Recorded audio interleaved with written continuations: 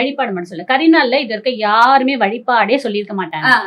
ஆனா எங்களுடைய கண்டிப்பா இருக்கு. எங்களுடைய சித்தர் வாதியார் சொல்லியிருக்காரு. கண்டிப்பா கரிநாள்ல வழிபாடு எடுத்துக்கும் போது கண்டிப்பா அந்த கரிநாளுடைய தாக்கம் குறையும். இப்போ கரிநாள் நம்ம சுப காரியம் பண்ண மாட்டோம், ஃபியூச்சர்ல பண்ண மாட்டோம், பண்ணவும் வேண்டாம்னு சொல்றோம். குழந்தை பிறந்துச்சுன்னா என்ன பண்றது? நம்மளே பிறந்திருக்கோம், என்ன பண்றது? கரிநாள்ல பிறந்துட்டோமே, அப்ப நம்ம நல்ல காரியத்துக்கு வேண்டாம்னு சொல்லிட்டு நம்ம ஒதுக்கிட முடியுமா? கொடுக்க முடியும்? நம்ம பிள்ளைல எப்படி கொடுக்க முடியும்? யோசிச்சு பாருங்க.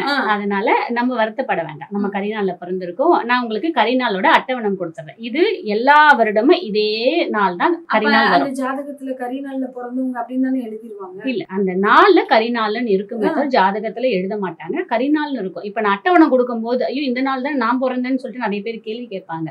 பயப்படவே வேண்டாம். கரிநாள் இருக்கா, ஒரு முக்கியமான வேலை பண்ண போறீங்களா, கரிநாளுடைய தாக்கம் குறையணுமா, கண்டிப்பா சில வழிபாடு எடுத்துக்கலாம் நம்ம.